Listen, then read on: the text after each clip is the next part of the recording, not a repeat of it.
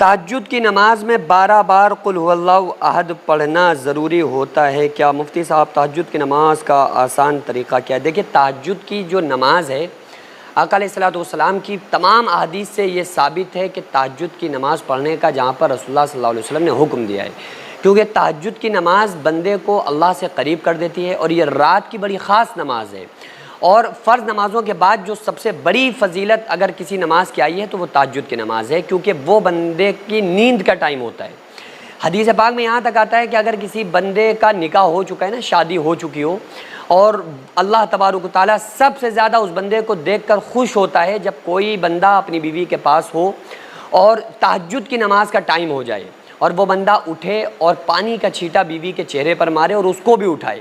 اور کھڑے ہو کر جب اللہ کے سامنے گڑ گڑاتا ہے اور نماز کو پڑھتا ہے تو اللہ تبارک و تعالیٰ ساتویں آسمان سے پہلے آسمان پہ آ کے بندے کو محبت کی نگاہ سے دیکھتا ہے اور اس کی سنتا ہے، اور اللہ تبارک و تعالیٰ اس وقت ایک اعلان فرماتا ہے کوئی مجھ سے اولاد مانگنے والا ایسا بے اولاد جس کے پاس کوئی اولاد نہیں ہے، مجھ سے اولاد طلب کرے تاکہ میں اس کو اولاد دے دوں، ہے کوئی ایسا شخص جس کے پاس رزق کی کمی ہو تاکہ وہ مجھ سے روزی مانگے میں اس کو رزق دے دوں، ہے کوئی ایسا شخص جو بڑا گناہگار ہے اور وہ مجھ سے معافی طلب کرے، توبہ کرے تاکہ میں اس کو معاف کر دوں۔ تو جب کوئی بندہ اٹھ کر اللہ کے سامنے گڑ گڑاتا ہے، تہجد پڑھتا ہے، تو اللہ تبارک و تعالیٰ اس کی تمام دعاؤں کو قبول فرماتا ہے۔ ہو سکتا ہے کہ مصلحت سے کچھ دیر کے بعد ہو، بہرحال تہجد کے وقت کی ہوئی دعا کو اللہ تبارک و تعالیٰ رد نہیں فرماتا ہے۔ 3 ٹائم کی دعا اللہ تعالیٰ ضرور قبول کرتا ہے۔ ایک افطار سے پہلے کے وقت جو مانگی گئی دعا ہو اس کو قبول کرتا ہے، ضرور قبول کرتا ہے۔ دوسری فرض نماز کے بعد مانگی گئی دعا کو اللہ تعالیٰ قبول کرتا ہے، رد نہیں کرتا ہے۔ تیسری تہجد میں مانگی گئی دعا کو اللہ تبارک و تعالیٰ کبھی رد نہیں فرماتا ہے۔ تو اس لیے تہجد اولیاء کرام اور صالحین کا طریقہ ہے۔ تو تہجد پڑھنے کا مقصد یہ ہے کہ بندہ اللہ کے قریب ہو جائے۔ اب جو لوگ یہ طریقہ بتاتے ہیں کہ آپ 12 رکعتیں اس میں ہوتی ہیں اور چاہیں تو اکٹھا آپ 12 رکعت کی نیت کر لیں اور ہر 2 رکعت پہ سلام پھیرتے رہیں، کہ آپ نے 12 رکعت کی ایک بار میں نیت کر لی، پھر ہر 2 رکعت پر آپ سلام پھیرتے رہیں، پھر ڈائریکٹ کھڑے ہو کے اللہ اکبر کہہ کے نیت باندھ لیں۔ اس طرح سے 2 کر کے آپ 6 سلام کے ساتھ آپ 12 رکعت کمپلیٹ کر لیں۔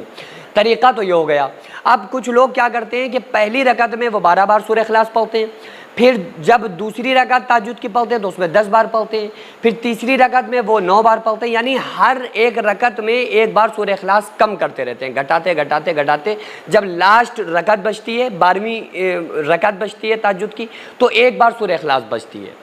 تو دیکھو اگر آپ آسانی سے اس طرح سے نماز پڑھ سکتے ہو تو آپ پڑھ سکتے ہیں، کوئی پرابلم نہیں ہے، لیکن عام طور سے ہوتا کیا ہے جب بندہ اس طریقے سے تہجد پڑھتا ہے نا تو سارا اس کا فوکس اسی گنتی میں لگا رہتا ہے کہ بھائی اب ہم نے 11 بار پڑھ لی، 11 رکعتیں ہو گئیں، اب ہمیں 9 بار پڑھنا ہے، اب ہمیں 6 بار پڑھنا ہے، اب ہمیں 2 بار پڑھنا، وہ سارا اس کا فوکس گنتی میں عدد میں لگا رہتا ہے۔ تو وہ جو اللہ سے قربت کا جو موقع ہوتا ہے اور جو بندے کو کھو جانا چاہیے اللہ کے سامنے آقا علیہ السلام نے فرمایا ایسے نماز پڑھو گویا تم اللہ کو دیکھ رہے ہو، یہ خیال نہ ہو سکے تو یہ گمان کرو کہ اللہ تعالیٰ ہم کو دیکھ رہا ہے۔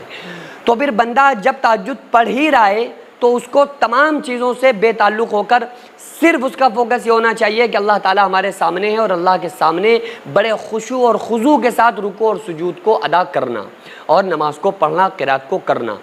تو اگر بندہ آسانی کے ساتھ یہ کر سکتا ہے یعنی گھٹا سکتا ہے تو اس طرح سے پڑھ سکتا ہے، لیکن میرے حساب سے سب سے بہتر طریقہ ہے آپ کو جو صورتیں یاد ہوں، آپ جیسے عام طور سے نماز نفلیں پڑھتے ہیں اسی طرح سے آپ تہجد کو بھی پڑھیں۔ تہجد خاص صرف اس لیے ہے کہ وہ رات کے حصے میں ہے اور یہ اللہ کو بڑی پسند ہے۔ آقا علیہ السلام نے ساری زندگی میں کبھی تہجد کو ترک نہیں کیا، اس لیے بندہ اللہ سے قریب ہو جاتا ہے تہجد میں، تو اس لیے بندے کو تہجد کی نماز پڑھنا چاہیے۔ تو لہٰذا آج ہی سے ارادہ کریں، عہد کریں اپنے آپ سے کہ آپ تہجد کی نماز کبھی ترک نہیں کریں گے، تہجد ضرور پڑھیں گے انشاءاللہ۔ سینکڑوں ایسے غریب پریوار جو فاقہ کر کے زندگی گزار رہے ہیں اور بہت سے ایسے مجبور لوگ جو غربت کی وجہ سے بیماریوں سے جوجھ رہے ہیں اور ان کے پاس علاج کرانے کے لیے بھی پیسے نہیں ہیں، تو ان غریب فیملیز کو ہر مہینے ہماری سوسائٹی راشن دیتی ہے اور ان غریبوں کا فری میں علاج کراتی ہے۔ تو آپ لوگ ہمارے ساتھ مل کر ان بیوہ عورتوں اور یتیم بچوں کا سہارا ضرور بنیں اور ان کے راشن اور دوا علاج کے لیے زیادہ سے زیادہ تعاون کریں، اور یہ ارادہ کریں کہ غریب کے بچوں کو انشاءاللہ بھوکا نہیں سونے دیں گے، اور ہر ہفتے ہر مہینے آپ لوگوں سے جو بھی ہو سکے